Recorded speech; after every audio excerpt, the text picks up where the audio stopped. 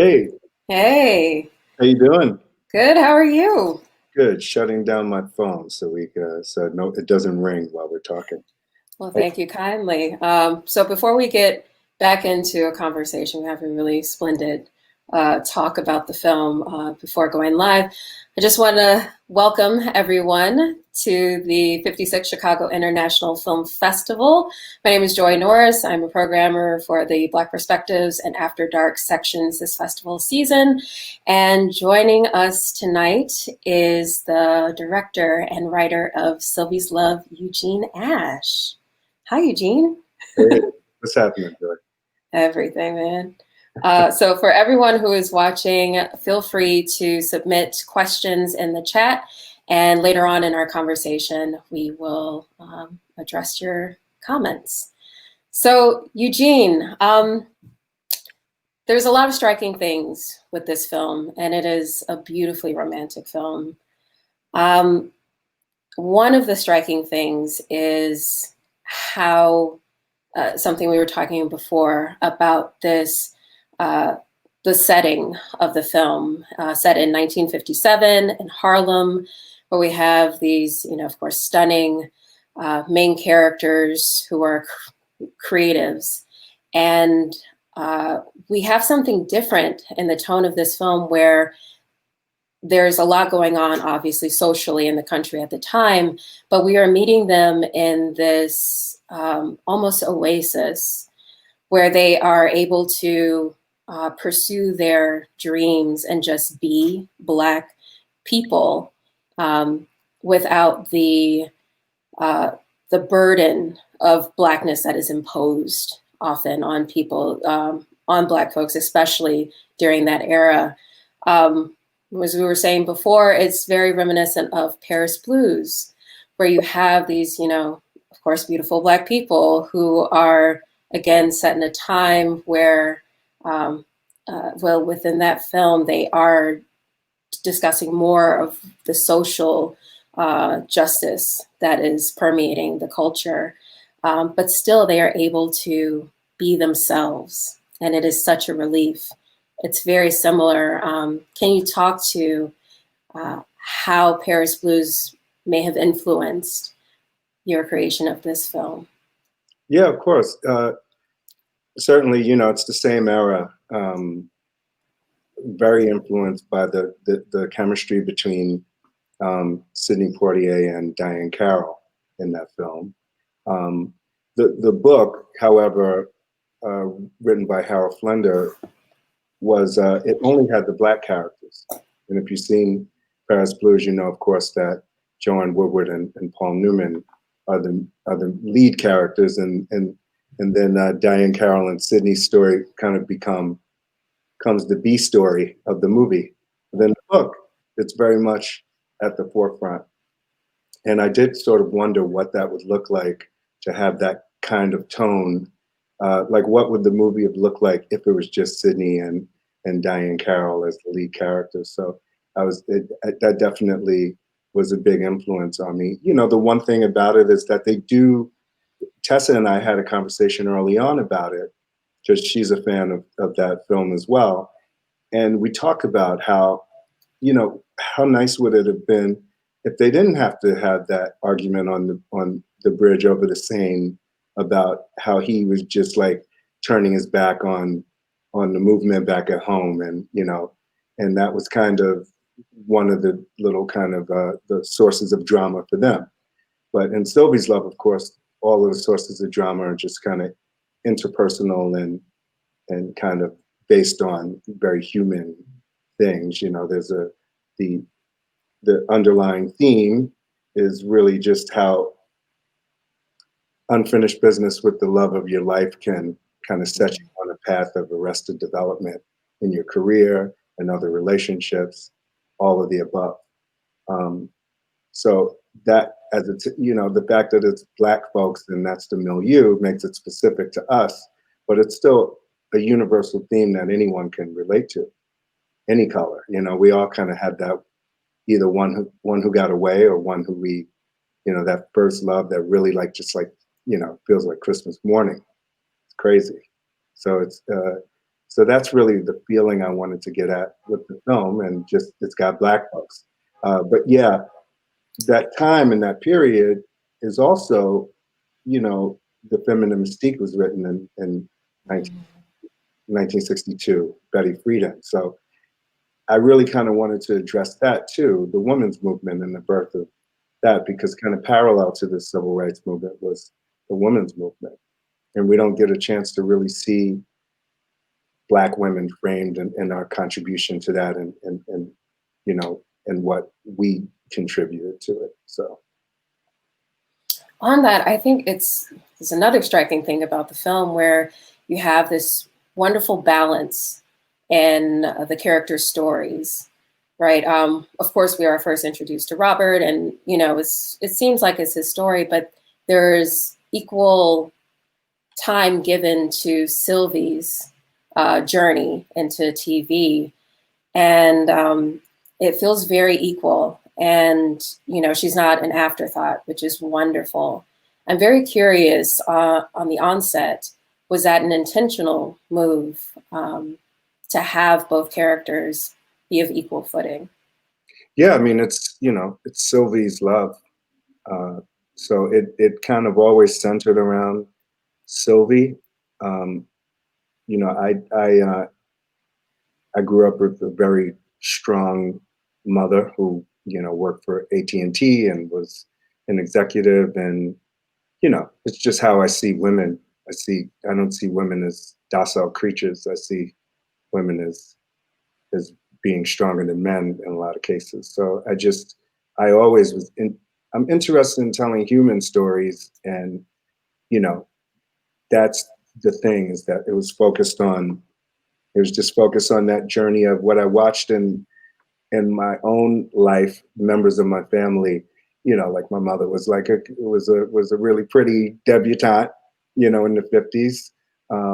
And just watching come out of the 50s into the 60s, and women gaining their own agency and starting to take on jobs, and you know, it's an interesting arc, you know, that we saw to get us from then to now, because you know, Black folks were really just as aspirational as anyone else. So you know, we wanted to have a house and have 2.5 kids, and you know, and work the job, and so there was this kind of status quo mentality amongst Black people as well.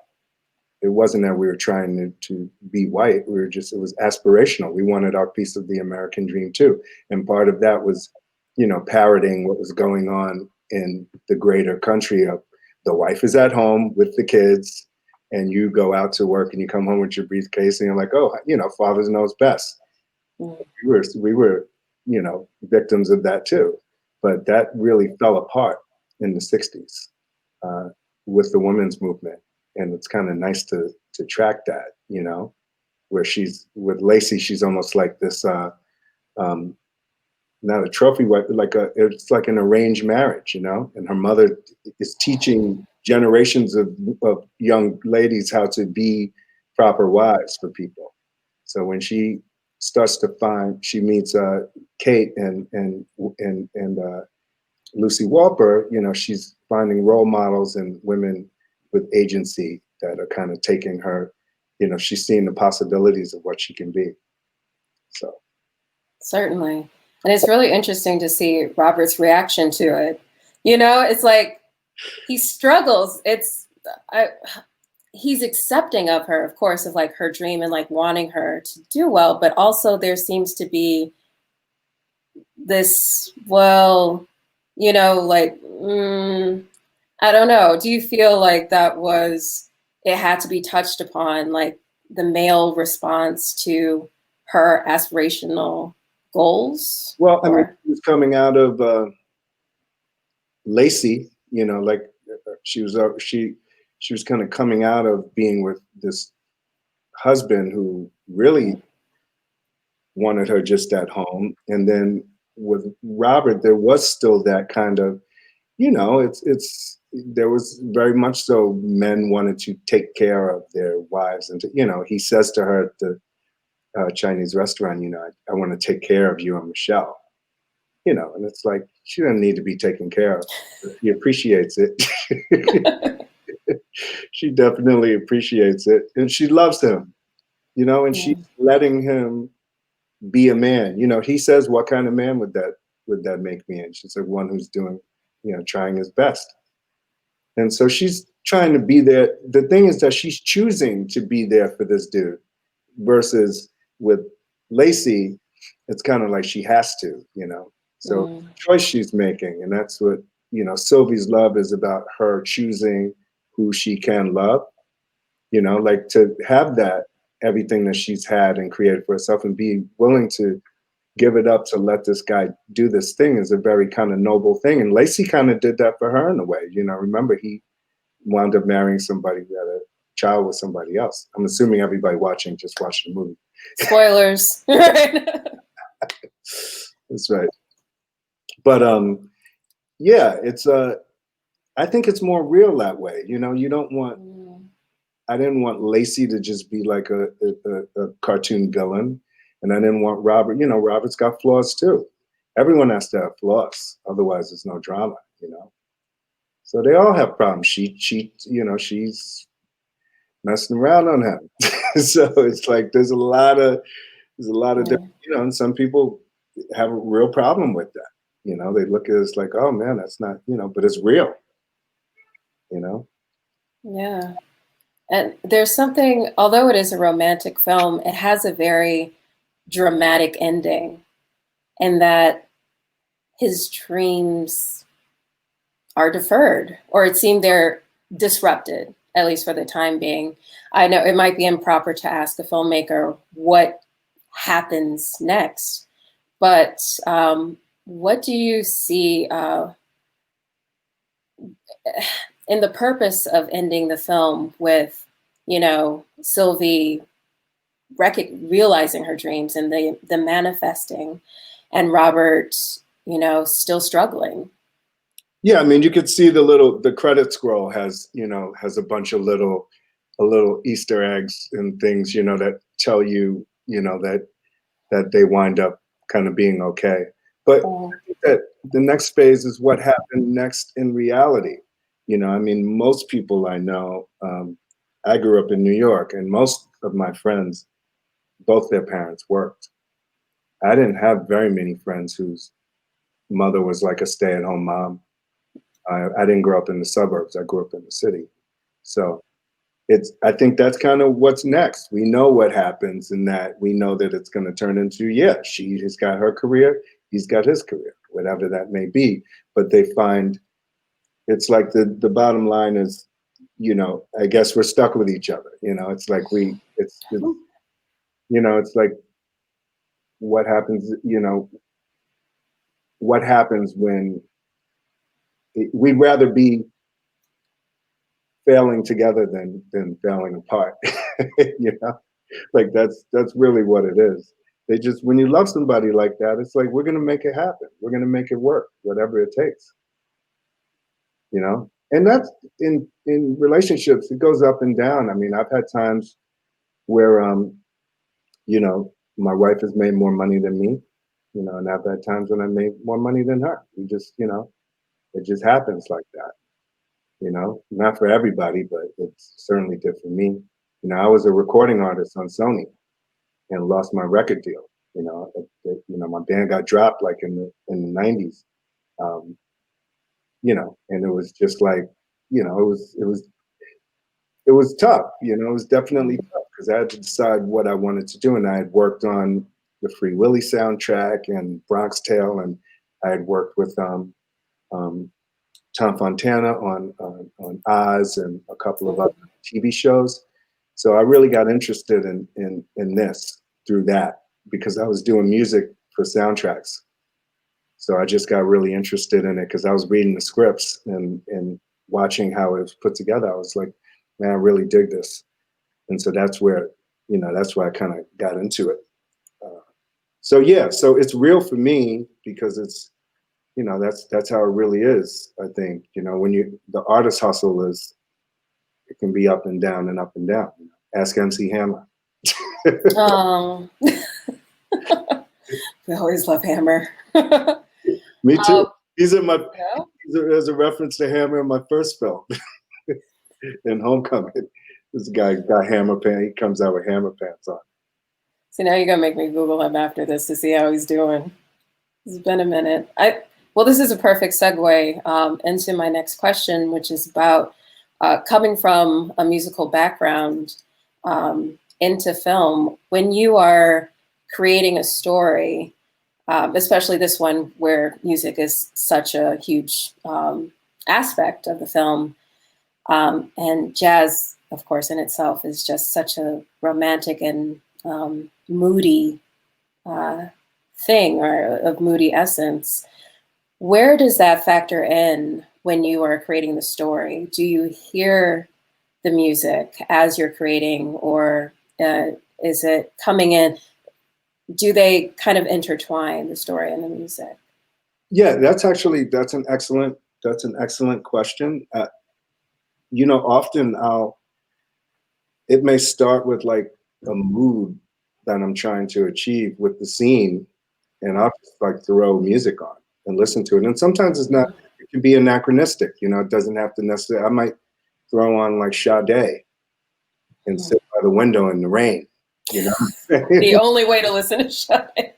I know, but that's what I'm saying. It's like, if I really want to write like a melancholy scene, it's like, I'll be like, that's what I'll be doing. I'll be listening to Sade with all the lights off in the house, like while it's raining outside.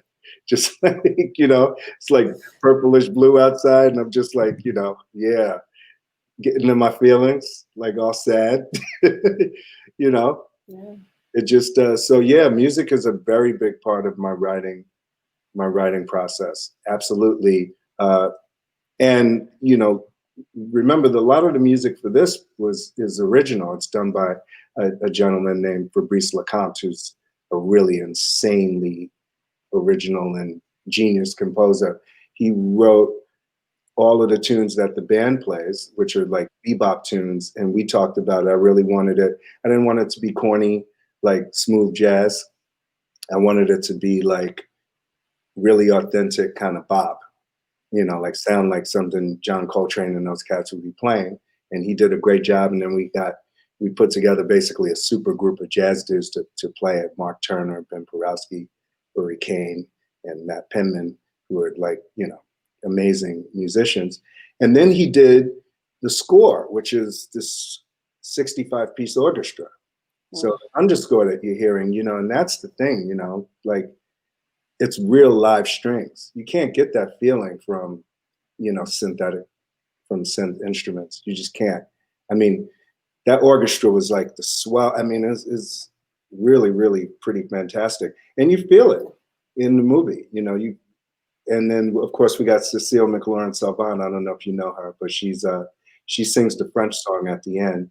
And Cecile won Best Jazz Vocal 2018, 2019, won the Grammy for it. And she just won the MacArthur Genius Award this year. So, you know, yeah, so these are all like real heavy cats. But I didn't have any of that music while I was writing it. It was in my head, or I was thinking about the type. So I would play stuff from other movies that was, you know, I'd play like, sometimes I write a scene listening to like The Way We Were, you know, like you know, listening to Barbra Streisand, you know, like memories like the corners of my, you know, and I'm just like, I got tears automatically form in your eyes. Exactly. I'm sitting there crying with it on loop, you know.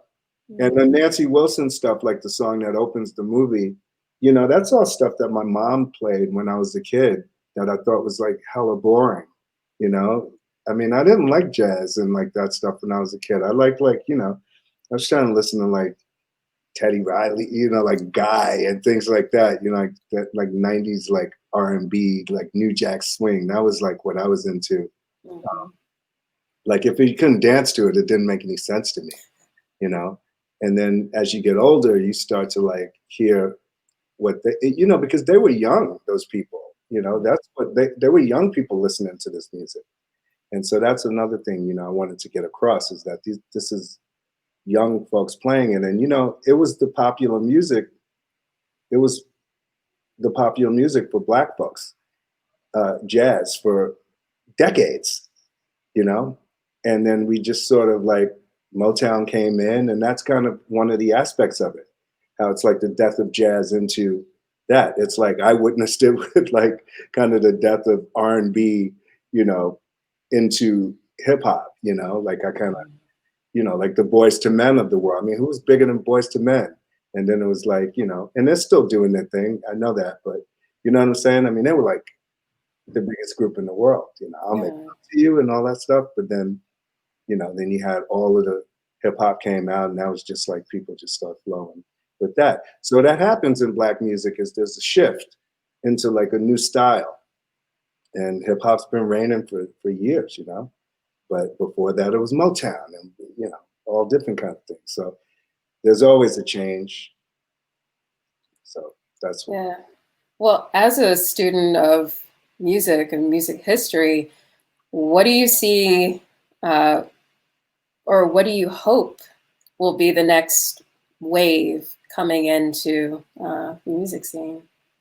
I think that I would love to see people get back to playing live instruments. I miss like Black folks in bands. You know, there's a lot of like just stuff that's produced. So there's a couple of guys who know how to play really well, and they're producing a lot of the stuff that we hear.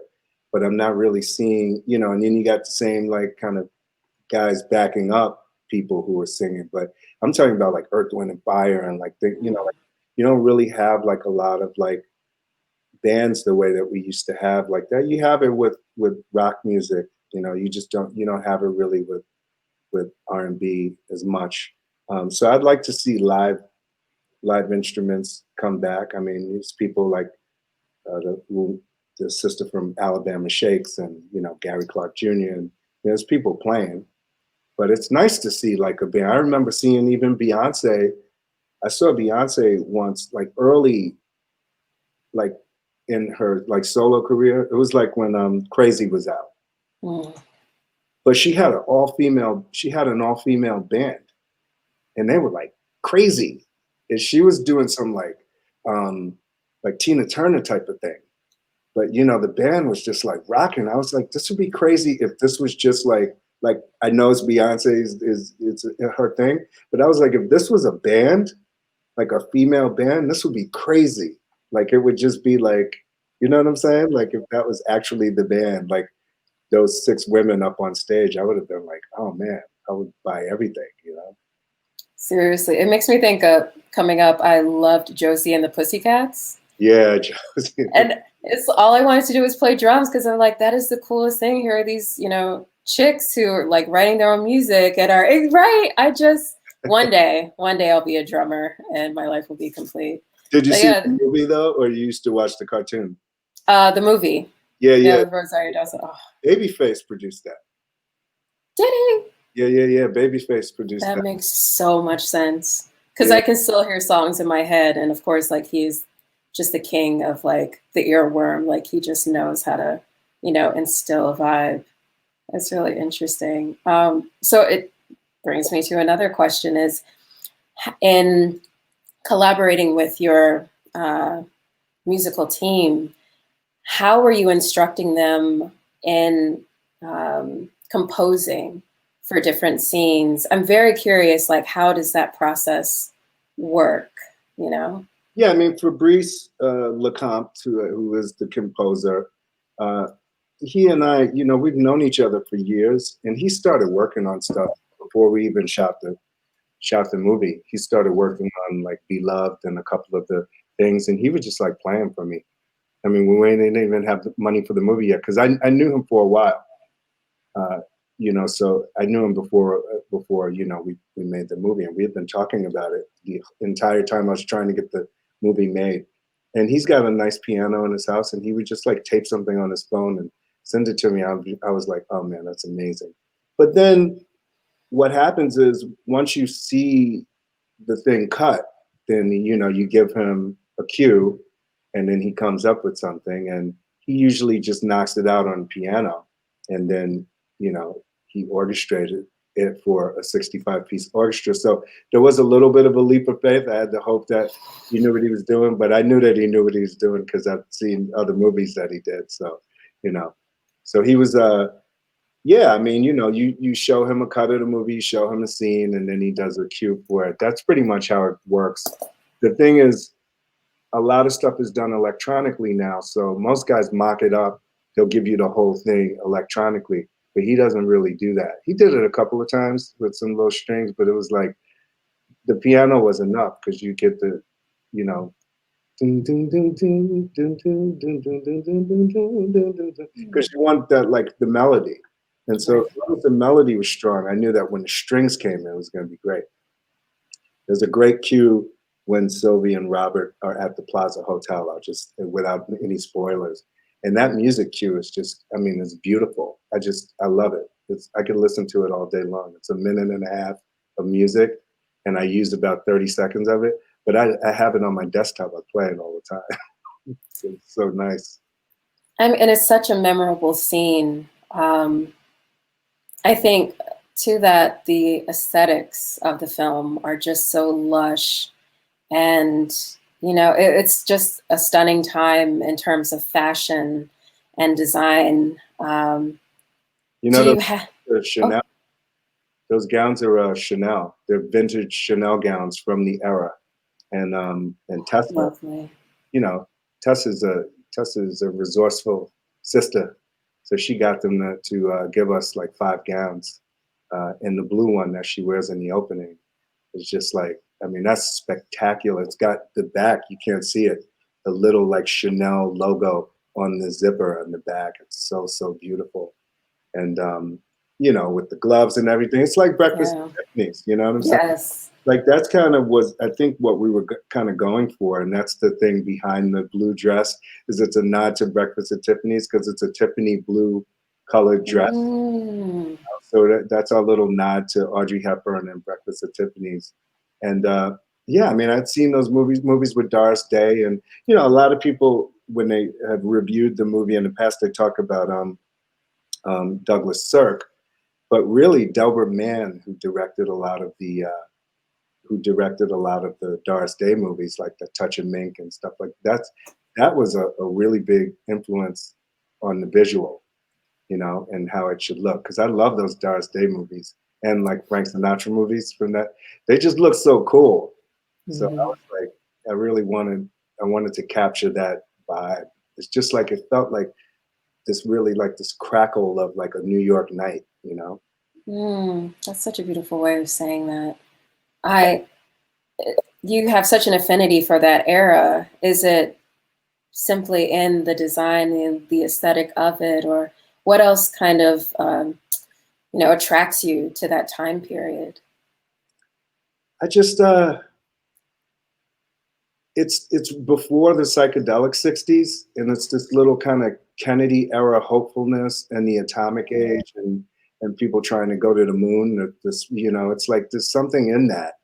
That's what Fly Me to the Moon is. You know, we used the Doris Day version in that. I love Doris Day. It's super weird, but you know, I love Diane Carroll. I love Doris Day, and they both died last year. That made the movie. I was like, because I was like waiting to invite them to see the movie. Oh wow! They passed away. So at the end of the movie, you'll see it says for Doris and Diane. So that's kind of, you know, it's and Nancy Wilson died too. Nancy Wilson, who opens the, so it's for Doris, Diane, and Nancy, and it's I wanted to invite all 3 of them to see the movie, and they all left me. I think they were like, you know, okay, we needed to stay alive long enough to give you inspiration, brother. But Right, they live on certainly in your work. Oh, they are all up in it. They are all up in it. Their DNA is all up in that movie. The 3 of them. Yeah, I think it's so lovely that you have such an appreciation for, and they're all like just strong women. So shout out to your mom for, you know, just being who she was. I think it's really, you know, more than refreshing, but yeah, beyond refreshing to know that you can capture the essence of who these women were and really highlight their beauty in different levels. So I just want to say thank you, and I love watching it. I want to watch it again because it's just like, it's so lush and it's just fantastic. Christmas Day on Amazon. Yeah, it's a perfect Christmas movie too. Like, it's such a, I don't know, it just seems to match. It seems to fit. You know, that So, Christmas party at her job that they go to, like those Christmas parties.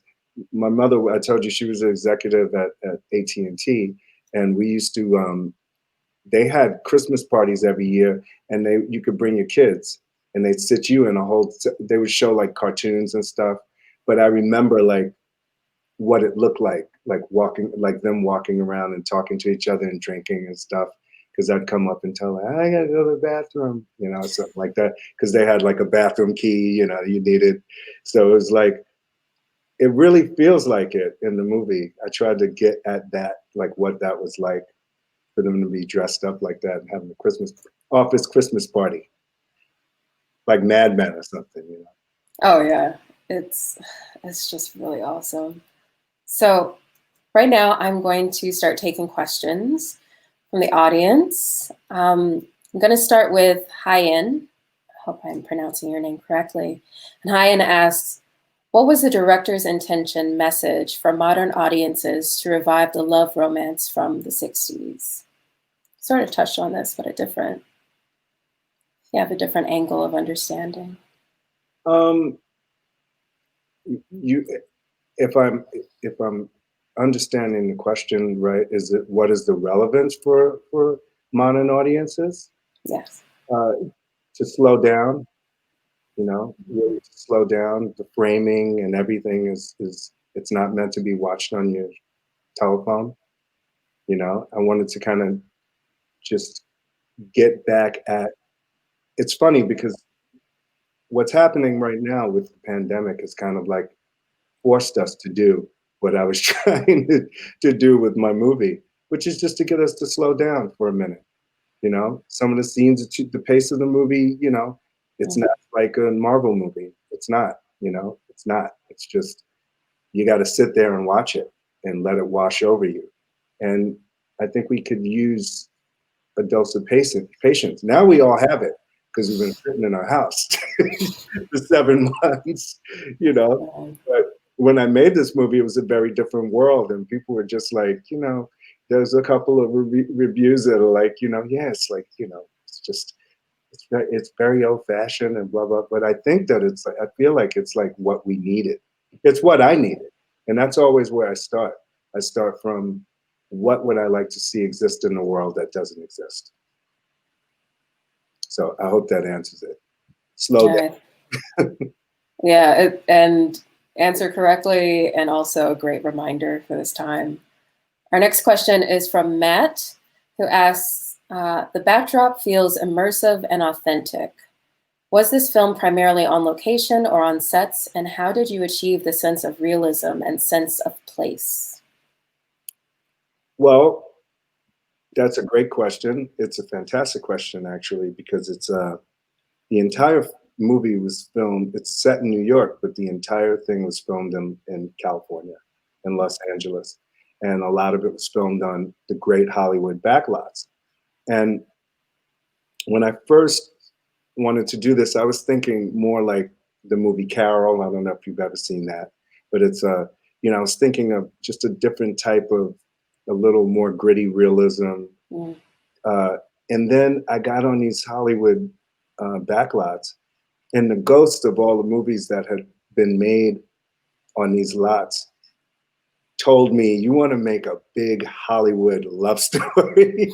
You don't want it, you know, you want it to be lush, and you want it to feel like the grand scale of a classic movie.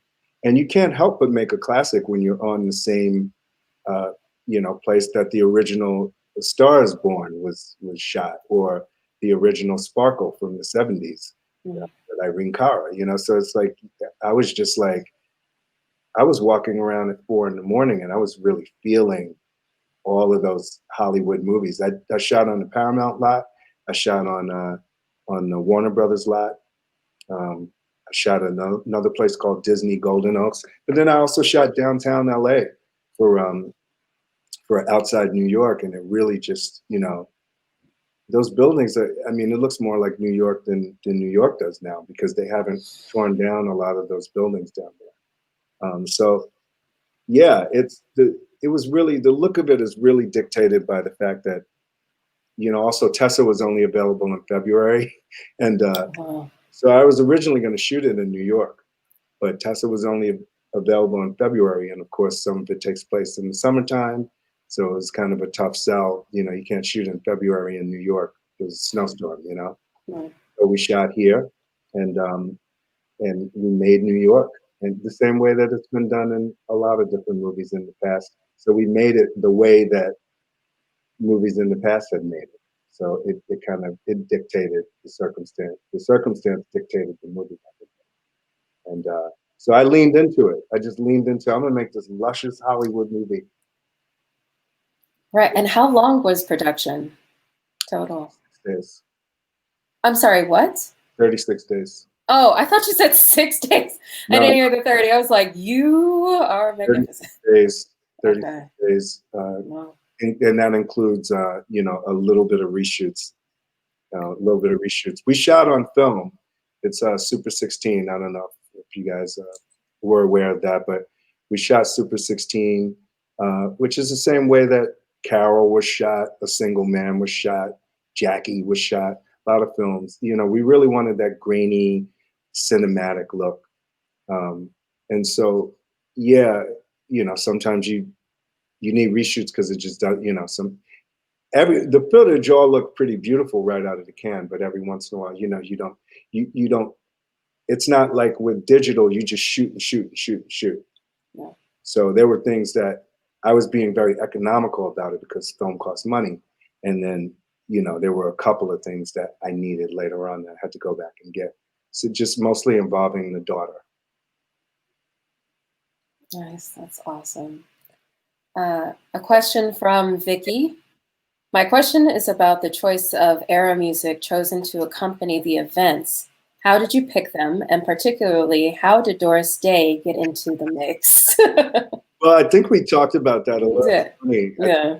It probably came up right as Vicky asked the question, because that's how it goes through your brain. But yeah, Doris Day came up. It's part homage, part the fact that I think that Doris Day is just one of the most underrated jazz vocalists. Really, I think she's a spectacular vocalist, and she was super picky. She could sing till the end, and she would just like stop singing. But I loved watching her movies too. You know, as a child, and I just, so that's where she came from. And you know, there's a lot of different versions of "Fly Me to the Moon," and it's funny because I was back and forth between the Sarah Vaughan version and the Doris Day version. And just like for that moment, it was just like it was Doris Day. Like it was just no, you know, I tried it both ways. I knew which one I liked. And then I played it for, you know, I did some screenings, played it for a couple of people, and they were like, everybody. It was just, she's just got this incredible, you know, tone, and it's also it's the background music on that one too. You know, the Sarah Vaughan one's a little slower, a little, you know. So this just works better because that's that great scene when Sylvie walks through the crowd and then goes and she winds up putting her feet on the desk because she got the job. It's such a boss moment, right? She's just like a straight up boss. Just like throws those feet up there. It's so great. It's one of my favorite shots in the movie. And that sequence with Doris is one of my favorite sequences in the movie. And I had that written in the script. Oh, really? That was written into the script, that Doris Day song. And so we were lucky enough to get it. You know, her estate was cool with it. And, you know, I mean, how could you not? She's definitely, we thank her at the end of the movie, you know. Right, it was all love. Yeah, she's one of the people we dedicate to. So Yeah. Our last question comes from Sarah, who asks, the cast in this movie was incredible. Yes, they were. Did you have these actors in mind at the outset? So that is a really another interesting thing that happens with movies is that sometimes they take so long, specifically movies with Black folks, take a long time to get made. And often what will happen is, you know, whoever's hot at the moment is the person that people want. Like, oh, you know, well, if you can get this person, you could do it like that. So, you know, throughout the years, it's been, you know, I had other people who people suggested to be, you know, in the roles. But really, for the longest time, Tessa Thompson has just been the person that I had in mind for Sylvie. She just had this kind of ethereal quality that I just thought, you know, and it wasn't even. It's funny because Tessa usually plays like, you know, like if you think of Dear White People and things, she's a little tough. But whenever you see her in an interview, she literally is just, you know, she's just so like well spoken, and this way that she carries herself is very like, you know, she reminds me of like Miss Carolyn or like one of my mother's friends or something. You know, like she reminds me of women from that era. And so, yeah, I've been. She's someone who I had in mind for the role from the beginning. And then the other actors, I was lucky enough to kind of, you know, we had a very short period window to work with, and it's like who's available. So fortunately for us, every single person we got the script to said yes, and the only people who are not in the movie who said yes, it was a scheduling issue. So it would be like, you know, at the last minute, they got like they couldn't get off of the TV show that they were on or something for the dates that we need them. Like, you know, you kind of you try to shoot somebody in like three days or something, even though they're in the whole movie, but it's got to line up with the other people who are in those scenes, you know. And the first person is Tessa because she's the star, so it has to kind of go with her schedule. So, and if you make a change, you may lose somebody because you made a change now, and those dates don't work for them. But you have to make that change because you need this other person because you already shot some other stuff with them. So it's that kind of thing. But I was very lucky that people were very, very supportive. Everybody wanted to kind of be involved and do whatever they could to help. And even at this stage, you know, like when the trailer came out, which had just dropped on Wednesday, you know, it's like everyone's posting it. All of the Tessa posted it, agent posted it. So, you know, but yeah, some of these actors, when I wrote the script, were not actors yet. So, you know, they weren't, you know, like Reggae. I saw Reggae in Roots. Reggae plays Chico, and he's just like, he's Robert's like main man. And I saw him in Roots. He played Chicken George or somebody. And I was like, this guy is. And then I found out he was English. This guy has a heavy English accent. And it's so amazing that he just like, you know, he's like, if I step on the sandwich, I feel the mayonnaise, you know? He just got it down. You know, this guy has like and he has a Chicago accent from that time. Because that's what we worked on. Because his name is Chico, but it's Chicago Sweetney. So he's from Chicago and moved to Detroit. So some of the other guys have like more Detroit accent, but he's lacing it with some Chicago. So that's where he comes from. Anyway, I digress. But no, it's so wonderful to know these different things about how the production comes together and just like these nice tidbits about the actors, you know? Yeah, it's crazy, right? It's a real. I'm noticing my light. I'm losing my light. Are you right? I get it. It's completely dark here in Chicago, so yeah. So, yeah, okay. You know, it's a wonderful process. And so the thing is, this was the last thing I wanted to say to Sarah, is that you wind up having certain people involved, but then the movie, the people who wind up being in it are the people who are supposed to be in it. That's what happens. You know, these movies get made when they're supposed to be made. You know, The King's Speech, for instance, I don't know if you remember that movie years ago. It took that guy like 25 years to get that movie made. you know? So clearly when he first wrote it, he wasn't thinking of the person that wound up being in it, because that person was like not old enough to play that role. So it's just, you know, I've seen that, you know, if you look back, I think, Claudine was supposed to be Diana Sands, and she had cancer. So she couldn't do it, you know, so that wound up being Diane Carroll, and it's one of her best roles. She got nominated for an Oscar for it. So, you know, that happens all the time, you know. What's her name? Shirley Temple was supposed to be the star of The Wizard of Oz, you know, and it went to Judy Garland, and look what happened, you know. If you imagine that movie with Shirley Temple, it would be very different. Yeah. Brooklyn Saddles was supposed to be Richard Pryor and not Cleavon Little. So it's just, it happens all the time. It's just, but whoever winds up in it, you know, that's who it's supposed to be. It becomes history. That's right. Hopefully we created history here. It feels like a classic to me. That's what we were going for, so.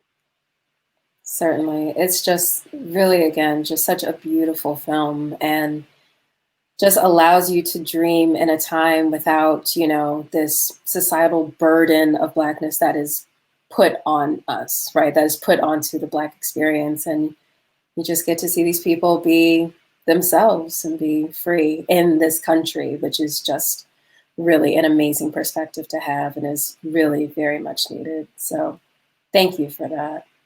Yeah, I mean, I'm hoping that it speaks to what's happening right now. You know, we really need to just, the next step is for people who are not Black to be able to see us, our humanity, you know, and see that we, you know, it was so important that like Doc Rivers and other guys in the NBA cried, you know. It was so important to see, it's important to see Black men be vulnerable. And that's one of the things I love about Nnamdi's performance as Robert, is that he allows, you know, he's vulnerable.